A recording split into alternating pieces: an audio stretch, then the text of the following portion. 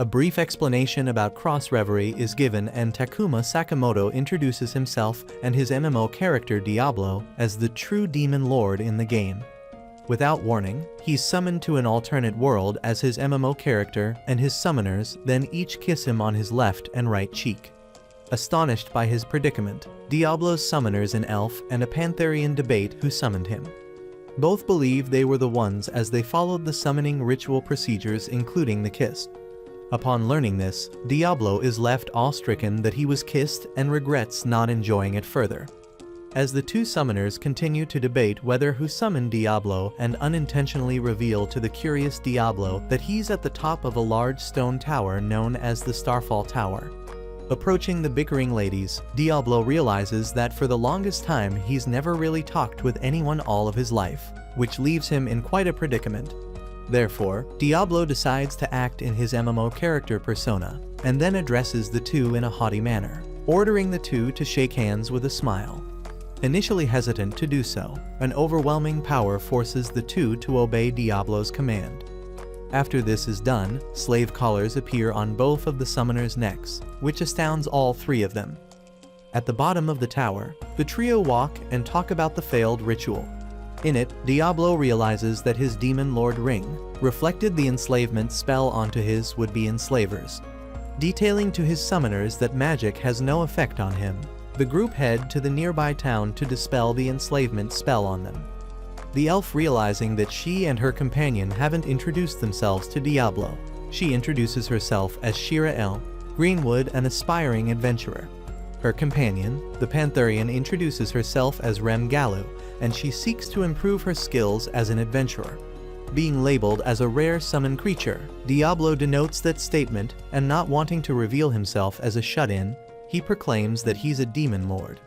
Hearing this impresses Shira that she managed to summon a demon lord, which annoys Rem, sparking another argument between the two. This is stopped by Diablo, who snaps at the two, and they then continue forth to the city. Reaching their destination of Faltra City, they check in at the Peace of Mind Inn, where they're greeted by the bubbly innkeeper May. Nauseous over being in what he considers a large crowd, Diablo is further shocked that Shira wants to register a room that's shared with Diablo. The reason behind this is due to the lack of funding they have, and Rem chimes in insisting that Diablo stay in her room as she was the one who summoned him. An argument sparks between the two, and they're stopped by May, who threatens to throw them out. It's then revealed that the three of them will share a room with a single bed. Contemplating his predicament over the use of a single bed, a woman acquainted with Rem named Celestine Baudelaire and her two followers enter the room. Diablo recalls the name, and Shira states that Celestine is the head of the Mages Association. Remembering Celestine's, or Seals as she wishes to be called, is a prominent figure in the Cross Reverie game, as the one who maintains the barrier in the city. Seal's initial motive was to talk with Rem. However, seeing the slave collars on Rem and Shira's necks along with Diablo being there, she states her curiosity about their situation. That night at the inn's cafeteria, Seals is brought up to date with everything involving the failed enslavement ritual. She's also informed that Diablo is unable to dispel the enslavement cast on them. After Seals realizes she'll have to research from scratch about a way to dispel the slave collars around Shira and Rem's neck, Diablo asks in an authoritarian manner about her business with them, which causes a rebuke from one of her followers named Galuk. Although internally Diablo is frightened by Galuk, he gives a menacing retort that irks him and is also reproved by his superior Seals. The subject then changes to a brief conversation between Seals and Rem, who declines having more bodyguards be assigned to her despite Seals' well-meant intentions. With that settled with, Seals party leave for the night, and Diablo asks Rem about her relationship with Seals. Rem refuses to speak about it, and Diablo has an epiphany that Rem's secret is related to an important main story event that's best to learn about it beforehand to avoid a preventable disaster in the future. Grabbing Rem and placing her on his shoulder, Diablo takes her back to their room to torture her. Back in their room, Diablo tortures Rem in a light and innocent manner until she finally confesses her secret to him. Rem reveals that she has the Demon Lord Krebscombe sealed within her body, and Diablo recalls the Demon Lord as the strongest boss in the game, stating that she wishes to release and extinguish Krebscombe's soul from her body. Diablo then details doing that would kill Rem in the process. Furthermore, he deduces that Rem's relationship with Seals is because of this goal of hers, and that Seals is the only one privy to Rem's predicament. The sealing of the Demon Lord is also hereditary, as Rem's mother had Krebskalm sealed in her body before she died. Fully aware of Rem's predicament, Diablo vows to help Rem, which gets her emotional as Diablo won't leave her because of her condition. Afterward, Diablo goes on an excursion around the town while reflecting on how he's done everything all by his lonesome due to his nature. Eventually, he's approached by Galluck and his colleagues from the Mages Association. This leads into an altercation between Diablo and Galluck, who summons a level 30 salamander. While Galluck boasts and threatens Diablo about his summon, Diablo notes that while impressive, its level is way too weak. The salamander then belches a blaze of fire at Diablo, who walks out of it unscathed. Panic-stricken, Galluck orders his summon to incinerate Diablo, and the salamander fires a massive flamethrower-like attack from its mouth. However, the attack still has no effect on the level 150 Diablo. Equipping his wand, Diablo then casts Explosion that eviscerates the salamander. Approaching the confuddled Galluck, who demands to know who Diablo is, Diablo answers that he's a Diablo, a demon lord from another world. Awakening in the peace of mind inn, Diablo realizes that his experiences from the previous day weren't a dream. Diablo then puts himself into an awkward situation in bed with the two ladies. Later that day, while walking in the streets, Diablo notes the various races that appear in the world. It's detailed by Diablo that where they're walking there are no humans around, to which Rem answers the district they're walking in is for demi-humans only. Internally, Diablo notes the race disparity between humans and demi-humans, and then asks if levels are the main concept of strength in the world. Shira confirms it, but has yet to learn her level, and Rem claims that she's a level 40 summoner. The place where they're heading to currently, the Adventurers Guild, should be able to discern Shira's level once she registers there. At the Adventurers Guild, a fight between two beastmen occurs, and the overall atmosphere of the place has Diablo nervous. Wasting no time, the trio head to the second floor to register themselves as adventurers. Unable to read, Diablo has Shira register him, but states it as he loathes tedious and trivial work, and Shira enjoys the fact as it reinforces that she's his true master.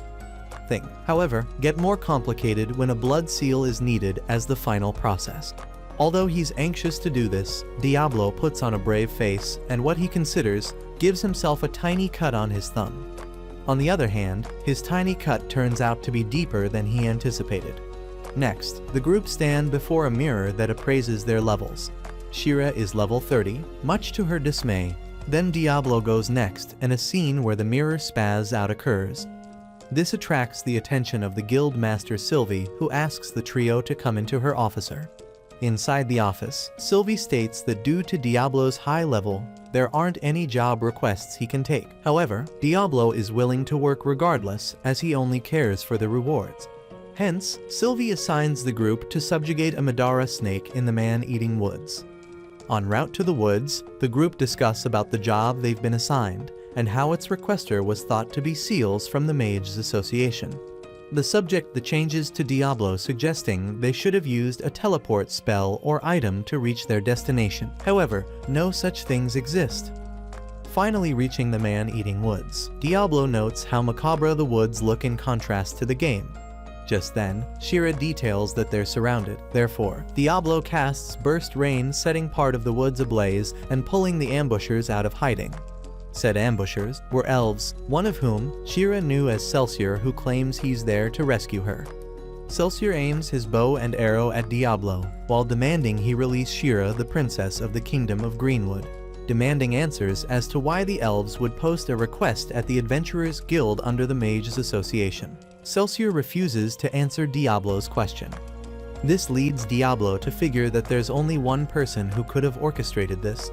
Frustrated by this turn of events, Shira speaks her mind, saying she doesn't want to marry her brother and bear his child. A back-and-forth debate between Shira and Celsior occurs, leading to Diablo retaliate against the elves, who fire off a barrage of arrows at him, but are ineffective. Celsior then uses what is called a Tempest Arrow and fires it off at Diablo. However, that too is ineffective against him. Unamused by the elves' antics, Diablo casts Freesia, which freezes the periphery into ice. Out of nowhere, Galuk appears and chastises the elves, who is, in turn, berated by Diablo and reprimanded by Rem. Distraught, Galuk flees the scene and Shira orders the elves to inform her brother that she's never returning home. With their work all settled at that place, they return to the inn. That night in their room at the end, Shira and Diablo have a heart-to-heart with each other that is interrupted by a livid Rem. Diablo and the group sit in Sylvie's office where she assigns the group a special request that was commissioned specifically for Diablo. The person who submitted the request was Seals and is believed to be in relation to one of her subordinates' recent misbehavior toward the group. Rem states that she doesn't want to accept it due to her being indebted to Seals, but Diablo still insists he go with or without Rem. Once that is settled with, Shira reads the details involved with the quest, and it's a simple delivery quest, where they have to deliver refreshments to the bridge of Ulug. Right before Diablo and the others were about to leave the Adventurers Guild, a man known as Emil stops them and confronts Diablo. Haughtily, Emil introduces himself as not only a superhuman level 50 warrior and challenges Diablo to a duel. Although Diablo is impressed by Emil's personality, he acts in his game persona and taunts Emil. He, in turn, declares his love for all women, will save the enslaved Rem and Shira from Diablo. Wasting no time, Emil uses the sword ability, Sword Smite, against Diablo, but he parries the blow with his wand. For his next move, Emil tries to use another sword skill called Alp's Fall, but is knocked out by Diablo before he could. Contemplating on the disparity of the skill levels of the people in the world from the original game, Diablo concludes that Emil is just an idiot. Up again, Emil tries to attack Diablo only to be stopped by Rem and Shira, who explain their situation to Emil. Now privy to the whole situation, Emil laughs off the situation and apologizes for his behavior from before. He reintroduces himself and claims if they ever need help to not hesitate to contact him, and then walks off in a gleeful manner. Afterward, Diablo and Shira, with the quest items, head to the bridge of Ulrug, and on their way there, Shira suggests they take a dip in a nearby river. Flustered by the suggestion, Diablo rejects that notion, and they continue forth. Reaching the bridge of Ulug, they're stopped by a group of soldiers who mistake Diablo as a fallen.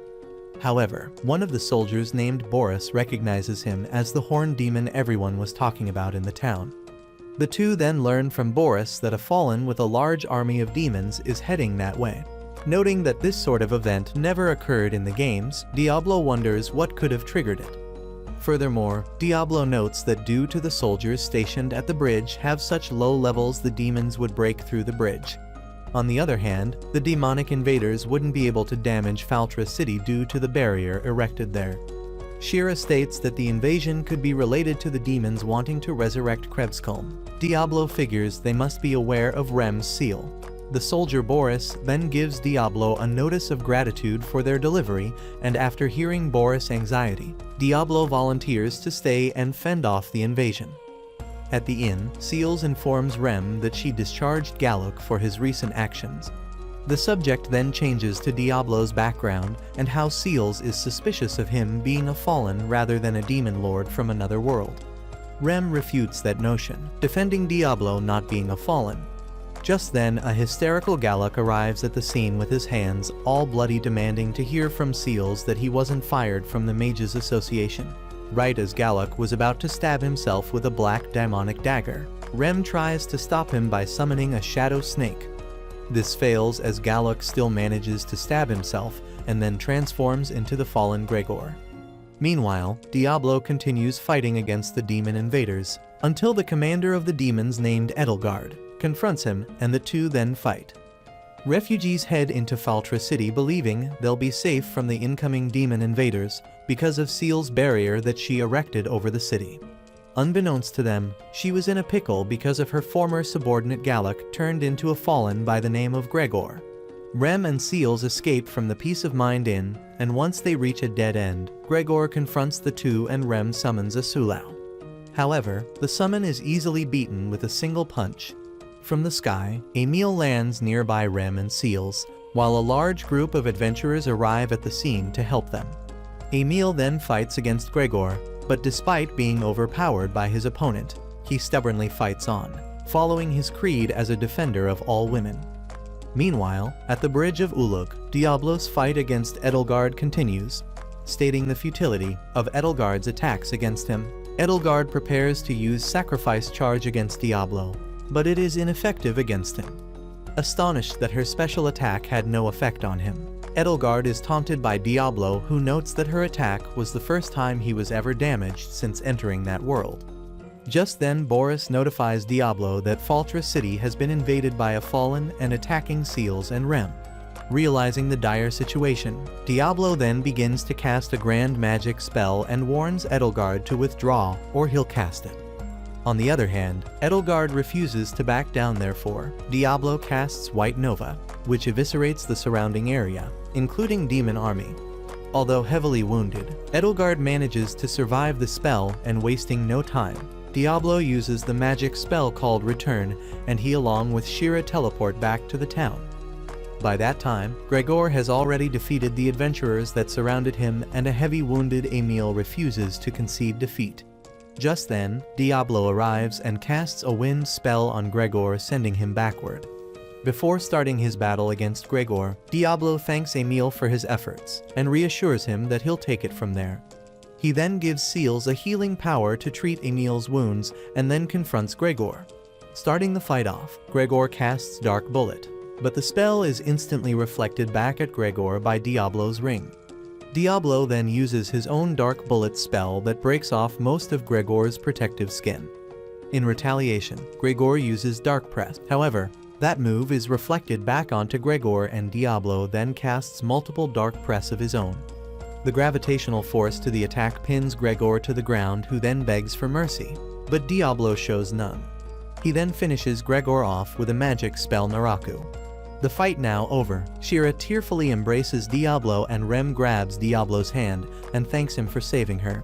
Trying to act in character, Diablo proclaims the only reason why he helped Rem was because she belongs to him due to the slave collar around her neck. Eventually, the death toll of the attack on the city is released, and the majority of lives lost were adventurers. 10 days later, after the attack on the city, Diablo rests on his bed and is nearly courted by Shira, who is sequentially stopped by Rem with a drop kick. This causes the two to latch onto Diablo's arms until Sylvie arrives in their room. She informs the group that the Lord of the City was given a non-negotiable ultimatum to hand over Shira within 10 days, or else a war would be waged.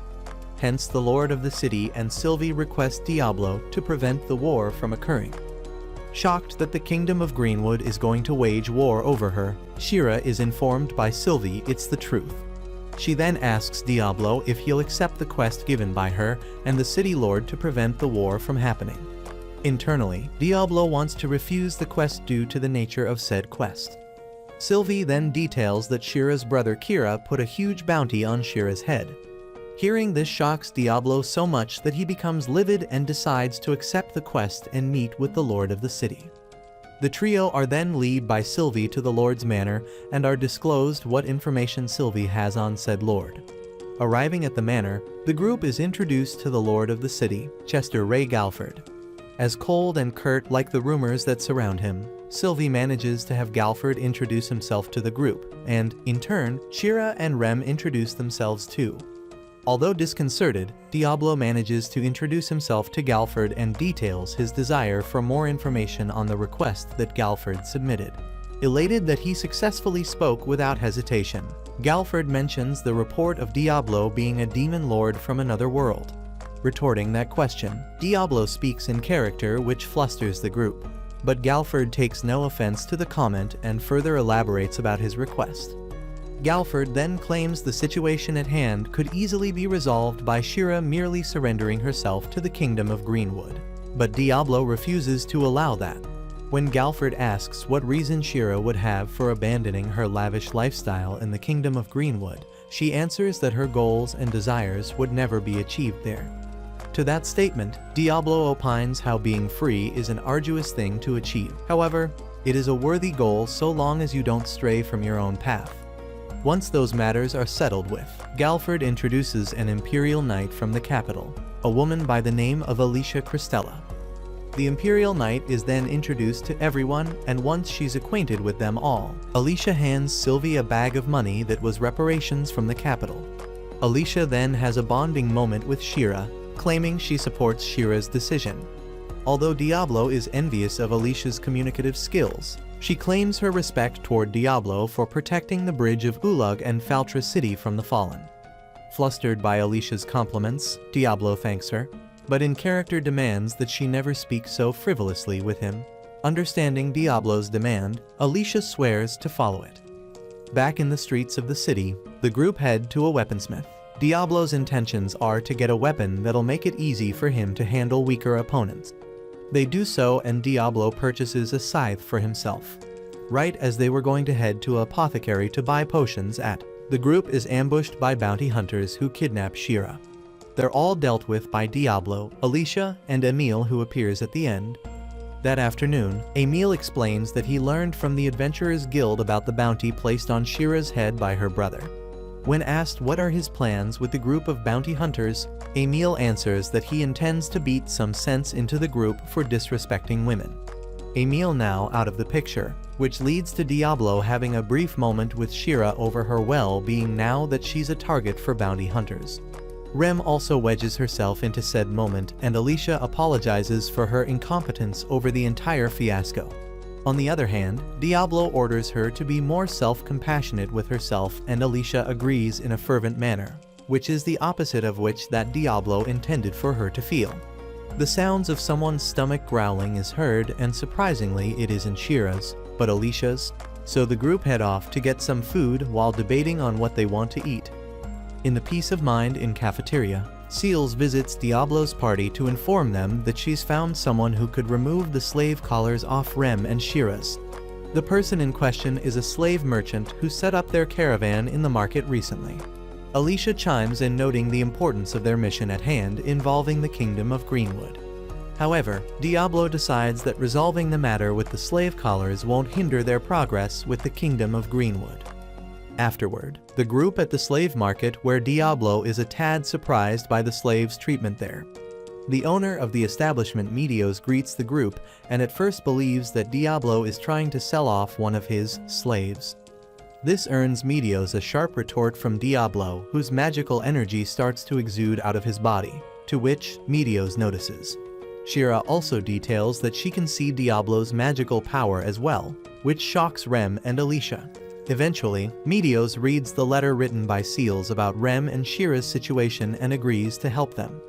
Medios also notices the magical flow coming from Rem and inquires if she got pregnant from a demon. A scene between Rem and Shira occurs, and Medios then details that the energy could be from a fallen. Diablo cuts in and demands that they learn how to remove the slave collars from Shira and Rem's necks. Not feeling well, Rem decides to wait outside and is joined by Alicia, and they have a heart-to-heart with each other. Back inside the caravan, Diablo learns how to remove the slave collar through magical flow and physical contact. Astoundingly, Diablo makes incredible progress so briskly. That night it's learned that Diablo quit just as they were about to finish the ritual. The reason behind this is due to how intricate and potent the magical behind the slave collar is. Immediately as Alicia was going to retire to her personal room at the inn, the sound of a flute could be heard, and from outside their room stands a young-looking male elf. Said elf was Shira's older brother Kira, who cordially introduces himself to the group. Furious at the man, Diablo confronts Kira, noting how he put a bounty on Shira's head, and he confirms it. Kira then states that he was informed of a group of bounty hunters' failure to capture his sister. Apprehensive with Kira, Diablo openly states he has no intention of handing over Shira to him, but Kira merely states that he's glad to see his sister in good health. Furthermore, he relays the blame for the bounty being placed and the threats of war on his father. Shira doesn't buy her brother's act, and although Kira acts in an apologetic manner, Rem doesn't buy it either, stating she's inclined to follow Shira's opinion of him. Not wanting to start a scene, Kira leaves, but details he'll return the following day and asks what if Shira decides to return home on her own free will. Thinking nothing of it, Diablo answers that there's no way she would ever think that. Later, Rem and Shira talk with one another, and it escalates rather quickly into a playful scuffle between the two.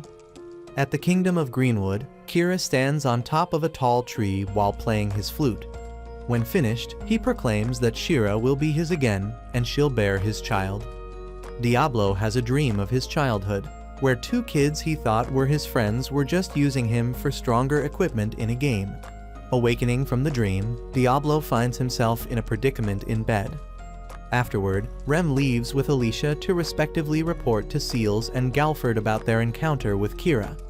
Alone with Shira, Diablo starts create potions in preparation of the trials ahead of them. Astonishingly, Diablo is able to create potion merely by focusing on the task. During a heart-to-heart between Diablo and Shira, the sound of a flute being played could be heard. In a trance-like state, Shira details that she wants to return to her home of the Kingdom of Greenwood and then leaves on a wagon that Kira just so happened to be riding on. Left disconcerted, Rem and Alicia return to Diablo, who informs the two that Shira has returned to the Kingdom of Greenwood. Wanting to know why, Diablo doesn't answer Rem's question and instead heads back into the inn and lays on his bed depressed over what happened. Later that day, Rem joins Diablo in his room and tries to console him by talking about Shira. Asking if Shira could have been hypnotized by Kira, Diablo confirms it, mentioning that when Kira arrived the sounds of his flute could be heard. Ruminating on his past naive mistakes in regards to what he considered people to be his friends were merely taking advantage of him. Adamant that she wants to get Shira back, Rem asks what Diablo's intentions are, and after reflecting on it, he decides to get Shira back too. Alicia also volunteers to join them as well. Now, with a full party, the group sets off to confront Kira. Meanwhile, in a tent in the Kingdom of Greenwood, Shira, now captured and chained to the wall, is told by her brother that it's futile to try and escape.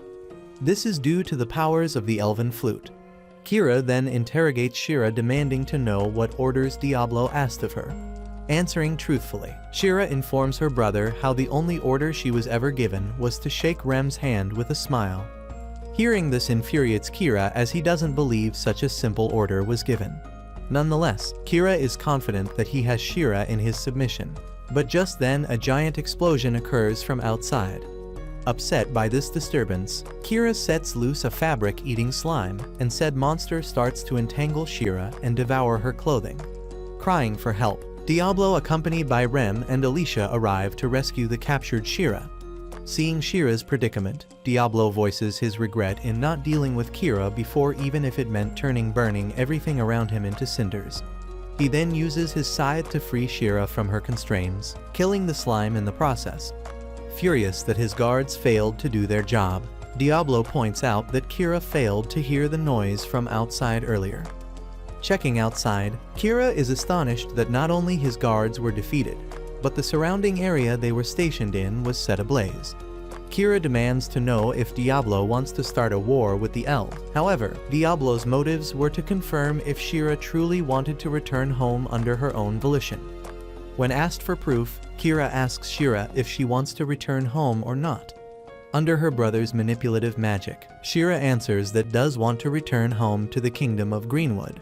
To counteract Kira's magic, Diablo uses Shira's slave collar to dispel the manipulation spell, and Shira tearfully proclaims that she wants to be free and stay with Diablo and Rem forever. Backed into a corner, Kira summons the Elven Kingdom's treasure, the Hydra, and intrepidly, despite Shira's warning, Diablo steps forth to face off against it. Diablo and his group face off against the Kingdom of Greenwood treasured summon, the Hydra. Although Shira warns Diablo of how dangerously powerful it is, Diablo confidently proclaims he'll destroy it. Noting how the creature wasn't part of the original Cross Reverie game, as was Kira's flute, Diablo finds these discoveries rather exciting. Starting the battle off, Diablo casts Heaven's Fall, which destroys one of the Hydra's heads, but immediately it regenerates the lost head. The newly regenerated Hydra head then uses the wind variant of Dragon's Breath, blowing Diablo backwards. The attack is a normal attack and not a magical one, leaving Diablo at a disadvantage because he can only reflect magical spells. Noting how summons normally only have one skill, the Hydra has two, and then all four heads spew multiple Dragon's Breath attacks at Diablo. While Diablo processes the last attack used on him, Shira gloats about how he's in control of the situation while the Hydra continues to rampage. At a safe spot with Rem and Alicia, Shira shouts out to Diablo about how Diablo can defeat the Hydra by destroying the monster's core. Proclaiming that futility of that tactic, Kira details that the Hydra's core moves throughout its body, making it near impossible to find and destroy. However, now aware of this weakness, Diablo slides under the Hydra's belly and casts Matoi Izuna, which eviscerates the Hydra. The fight now over, Diablo planned to execute Kira, but is stopped by Shira just as a wounded Celsior arrived at the scene and stands in front of Kira in an attempt to protect the prince. Shira states that while she loathes Kira, he's still her family. Disgustedly, Kira flees the scene, only to be beheaded by Galford as he magically appears on the scene with an army of his soldiers. Celsior tries to attack Galford, who knocks him down without effort with a wind spell. Walking toward Diablo's group, he states his reason for killing Kira, and then orders his men to deal with the elven soldiers scattered within the forest and capture Shira. Diablo then demands to know if this was all part of Galford's plot to seize control of the elven forest. Galford refuses to answer and entraps Diablo in a sphere-shaped grid that's a magical spell designed to capture monsters. Intervening, Alicia tries to reason with Galford as the elven forces have in a sense surrendered. On the other hand, Galford states that his was using his authority based on his military judgment. In response to that, Alicia draws her sword and threatens to stop him, but Galford briskly breaks her sword. Witnessing this astonishes Diablo as Galford's movements surpass human limits, making him a level above 100. Just as Galford orders his men to follow through with his previous order, Diablo manages to break out of his confinement by sensing the barrier's magical flow and destroying its core. After a brief talk, Galford and Diablo face off against each other. Immediately, Galford holds a firm advantage over Diablo by maintaining a close distance between his opponent and uses it to unleash a flurry of sword attacks onto the vulnerable Diablo. To counterattack the invasive Galford, Diablo casts Supermind that forces Galford to move to a more fair distance. Taking advantage of his tactic, Diablo casts multiple Supermind attacks and lays them across the ground. Using swift footwork, Galford making his move and triggers a single mine. Diablo then casts Freeze Zone to entrap Galford in a block of ice. However, moments after he breaks out of it, leaving Diablo in a vulnerable state due to his left spell's recoil effect. Just as Galford was about to finish off Diablo with the Heat Sonic skill, Diablo casts Lightning Bullet at Galford, defeating him. Struggling to get up, Galford asks why Diablo won't finish him off. In his character's persona, Diablo answers that he's lost interest in him, believing him to be unworthy of such a thing. Galford then proclaims he'll report him to the Majesty about Diablo. However, Alicia steps in and retorts that she'll submit a counter-report about Galford's actions.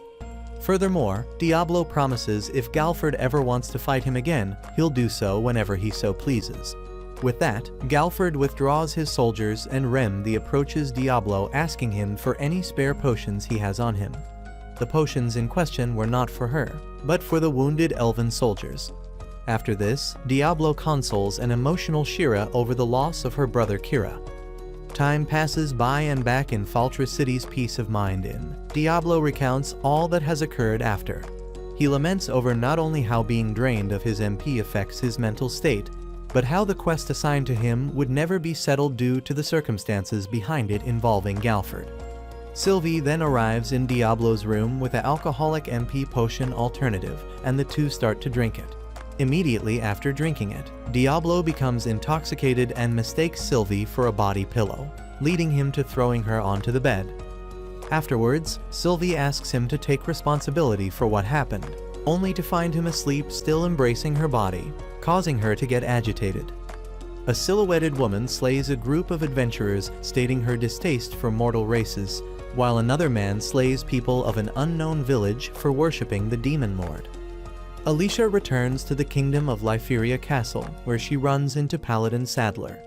The two briefly talk with one another, and just as Alicia tries to excuse herself, Sadler details that if she's returning to Faltra City, he's heading there as well. His motives being that the head priest Lumashina revealed a prophecy concerning the Demon Lord's revival in the western city. Meanwhile, in the outskirts of the aforementioned city, Diablo and Rem oversee Shira summoning a turkey shot. Rem explains the summon's special ability called Synchro Sight, which allows its caster to see everything it sees. Although a weak monster, Shira still decides to still make a pact with it, and pulls out a magical stone to forge the pact in the enslavement ritual. A magical stone is also given to Diablo by Rem, and then Shira uses her magical stone to forge a pact with her newly summoned turkey shot. Stating how practical Shira's new summon could be for her, Diablo helps Shira break in her new summon by using its Synchro Sight skill and firing an arrow at a coin that Diablo tossed. After this, Shira claims that Rem has a funky smell, which leads to her suggesting they all take a bath together. At a local river stream, Shira and Rem bath together, while a flustered Diablo refuses to watch them do him, not being able to handle seeing them bath. Eventually, Edelgard arrives at the scene and grabs a hold of Rem, reassuring them that she's not there to fight, but simply to talk and confirm that Rem is the container of Krebskalm. Later that evening, Rem explains to Shira about her being the container to Krebskalm and is then emotionally embraced by Shira and promises to help her. Edelgard then details that there's a way to resurrect Krebskalm without killing Rem. However, Rem once told Diablo that she wants to release the seal on her. This is problematic, as although their goals are somewhat aligned, the question remains, how will Diablo be able to deal with Krebskalm once she's been revived? Speaking for Rem, Diablo agrees to help Edelgard with the ritual, and although this leads to a minor confrontation, Edelgard states that 3 days from then, she'll meet them on the night of full moon at the top of the Starfall Tower. 3 days pass and Diablo's group dine at a restaurant filled with cats until they're visited by Alicia, who implores that they return to the Peace of Mind Inn. Walking to the inn, Alicia warns the group that a paladin known as Sadler is in the town and is out to hunt worshippers of the Demon Lord. Furthermore, his strength and power is said to be equal or greater than Galford. Despite their efforts to try and avoid a confrontation with Sadler, the group runs into him and his subordinates. Sadler introduces himself and his title. Diablo then tries to introduce himself in a normal fashion. He openly introduces himself in his normal pretentious character persona. Taking account that Diablo a self-proclaimed demon lord, Sadler readies himself to dispose of his target. Stepping in to defend Diablo, Rem tries to reason with Sadler only for the paladin to incapacitate her with a magical spell. Diablo, however, manages to dispel the magic used on Rem. After a brief argument between Diablo and Sadler, the paladin casts Cement Lock on the demon lord only for it to be reflected back on him. As Sadler's subordinates then carry away their petrified leader, Alicia asks why Diablo didn't finish Sadler off, to which he answers small fries pose no threat. However, if he were to challenge him again, he will deal with him accordingly. To that, Alicia smiles and understands Diablo's sentiments, but Diablo is wary of Alicia.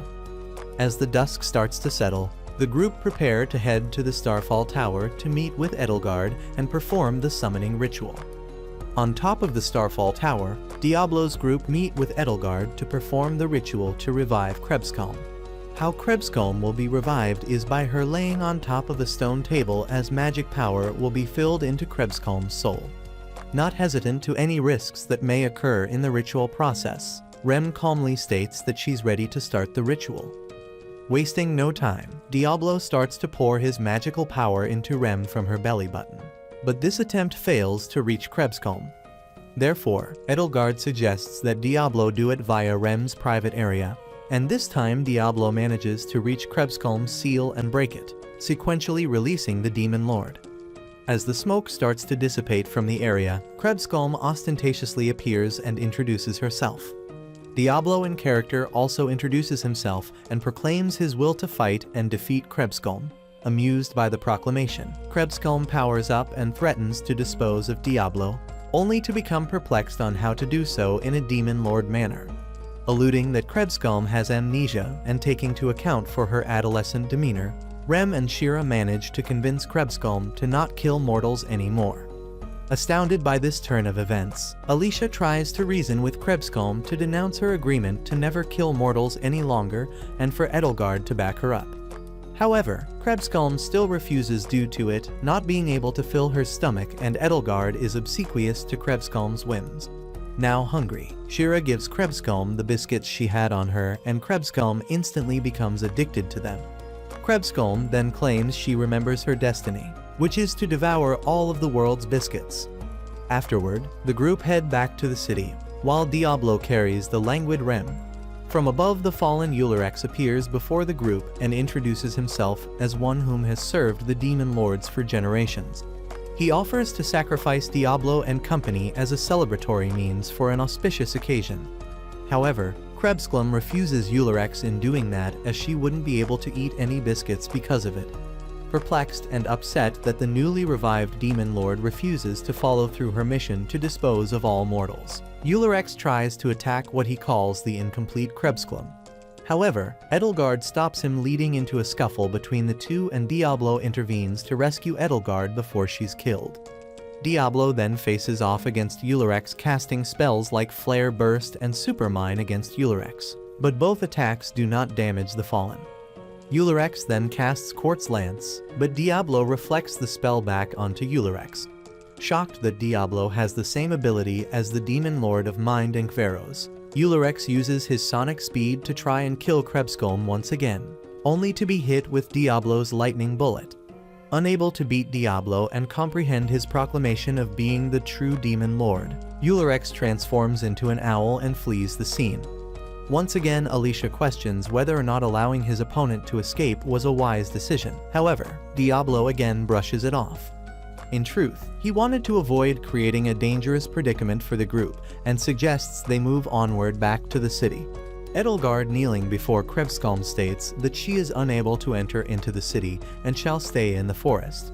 To avoid Krebscomb's identity from being exposed, Shira suggests that her name be changed from Krebscomb to Clem. Back in their room at the Peace of Mind Inn, Clem and Shira both get in bed with Diablo in an attempt to help him recover his lost MP.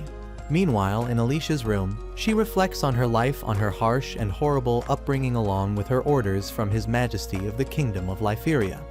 Alicia then calmly states her resolve to follow the Demon Lord's creed to eliminate the mortal races. Elsewhere, Sadler is shown to be free from his petrification. Walking through Faltra City, Shira and Clem sing the Biscuit song together and have Rem join in their song as well. Alicia, quietly with a scornful look on her face, listens as they sing the song together. Later at a cafe, Diablo meets with Seals, and the two talk about Clem, who sits with Rem, Shira, and Alicia at another table. Seals states that she's happy that Clem is as innocent as she is, but will keep an eye on her regardless. After this, Diablo and Shira talk about how understanding Seals was toward Clem, but then realize that her, Rem, and Alicia have separated from them. The two find out that they're not in their room at the Peace of Mind Inn. Therefore, Diablo has Shira wait there until he finds them. Meanwhile, down a dark and narrow alley, Alicia holds Kelm by her wrist, and Rem states her curiosity as to where Alicia is leading them to. Alicia reveals her true nature and intentions to have Clem regain her memories for her to become the Demon Lord Krebscomb. It's also revealed that Alicia was the one who convinced Gallic to sacrifice himself to summon Gregor into the city. The group is then confronted by Sadler and his subordinates, and Alicia puts on an act that implicates Rem and Clem as Demon Lord worshippers. In retaliation, Rem summons Asulau, but Sadler's subordinates restrain it, and Sadler finishes Asulau off. Rem then tries and attacks Sadler. However, he uses his magic to restrain her. As Rem fades out of consciousness, Alicia whispers into her ear that she needs hatred. Elsewhere, Diablo continues his search for Rem, Clem, and Alicia, and believes the paladin to be the one responsible for all of them being missing. Eventually, Rem awakens in an iron cage along with Clem that is loaded onto a wagon heading for an unknown location. Clem and Rem then have a heart-to-heart with each other of how Rem and her mother suffered because of Clem's existence. Also, they talk about Rem's ambivalent feelings toward Clem. Soon, the wagon stops nearby a church where Sadler will save Rem and Clem. Inside of the church is an assortment of torture weapons, and Rem openly proclaims her refusal to admit that she's a Demon Lord worshipper. Contrary to that statement, Sadler still believes Rem is a Demon Lord worshipper. With Rem restrained, Sadler announces his intentions to purify Rem by slicing off her ears and tail. Rem then tries to plead for help from Alicia. However, she refuses and leaves Sadler to do his business. That night at the Adventurers Guild, Diablo tries to enlist the help of the guild members, but he does acts out of character, which puts him in a predicament. It was by the sudden appearance of a young beastman boy that notifies them all of an unnamed Pantherian and a young girl being taken hostage by a paladin. Demanding to know where the boy saw them last, he tells Diablo it was at a church. Diablo then thanks the boy and rushes off to the church. Emile and Sylvie brush it off. As Diablo heads to Rem and Clem's location, a swarm of Fallen surround the city and Galford orders his men to notify Seals to strengthen the barrier around the town. Seals in question concentrates all of her power into the city's barrier. Back at the church, Sadler readies himself to purify Rem, but is attacked by Clem, whose identity as a Fallen is revealed. Drawing his swords at Clem, he tries to attack her, but Rem protects Clem by embracing her and taking the sword blow onto her back. Just as Clem promises to deal with Sadler and his subordinates, Sadler stabs several swords into Rem's back. This causes Clem to expel a surge of energy from her body, and Rem then realizes what Alicia meant when she told her that she needs hatred. Now that Clem was fully awakened as Krebskolm, Sadler tries to kill her, but fails as his eyes gets mutilated by Clem herself, and she disintegrates Sadler with her flames, killing him and ending his sadistic plans, which the attack also kills his followers and destroys the church they were in, and the excess energy tries to penetrate the barrier. Diablo finally arrives at the scene, and is then joined by Shira, who managed to locate Rem's whereabouts with the help of her turkey shot. Believing that Rem is in trouble, Diablo hands Shira some healing potions to Shira for her to use on Rem as he goes to face off against Krebskolm. Outside of Feltra City, Edelgard and Eulerex, along with a massive army of Fallen, relish the fact that Krebskolm has finally fully resurrected. The two are soon joined by Alicia, who is revealed to be the mastermind behind the entire plot to fully resurrect Krebskolm. As Galford cogitates over the situation at hand, Sylvie visits him and assures him that the problem north of the city will be dealt with, and he should focus his energy on the threat to the west. As Diablo faces off against Krebskolm, and Shira uses the healing potions given to her by Diablo to treat Rem's injuries. For the time being, Diablo manages to dodge Krebskolm's attacks while laying down trap spells. When Krebskolm uses Darkness Breath, Diablo counters it with Volcanic Wall. On Shira's side, she uses the last of the healing potions on Rem, hoping that she'll recover. Thankfully, Rem regains consciousness and informs Shira of Alicia's betrayal.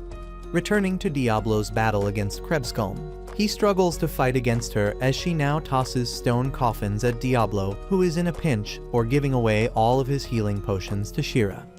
Right when a coffin was about to hit Rem and Shira, Emile appears before them and takes the hit.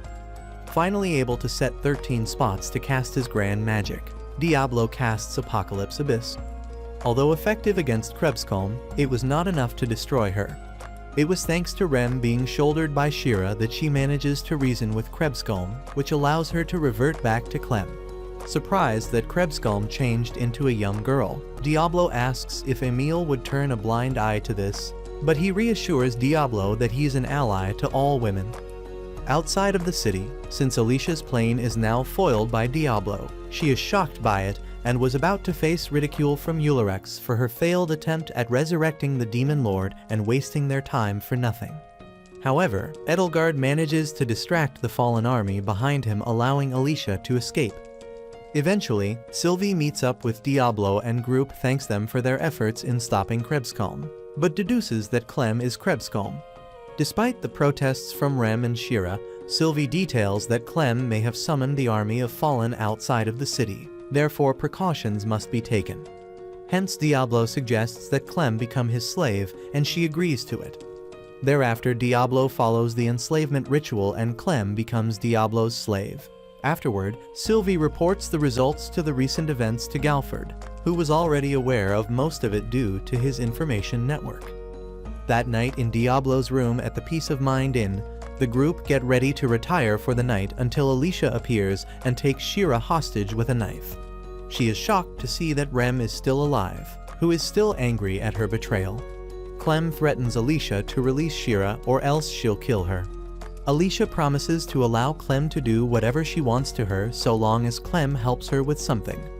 That something was to heal the heavily wounded Edelgard, and because she's a fallen, only Clem would be able to do it. Alicia also details where and how Edelgard received her injuries and confirms to Diablo that she was in cahoots with Edelgard all along, who already figured it out since the ritual, and that she was behind Gregor's attack in the town. Following Diablo's request, Clem heals Edelgard, who prostrates herself to Clem for her merciful act. After Clem briefs Edelgard on why and how she's back to her old self, she orders Edelgard to stop killing mortals as a show of loyalty towards her. To that order, Edelgard agrees to obey Clem's command. Once that's all settled with, Alicia resolves to face whatever consequence Diablo and her group will do to her. Instead, Rem first asks Alicia what made her side with the Fallen, and in response to that, Alicia blames her upbringing being surrounded by shallow nobles and Imperials. Listening to Alicia's story, Diablo relates to it from his own experiences when he was back in his own world. Again, Alicia asks Clem if she doesn't despise the mortal races, which she annoyingly tells her that she doesn't, and nothing she says will change that. Forced to take her word and her actions were for nothing, Alicia tries to stab herself in the neck, but her knife is dissolved by Diablo's magic.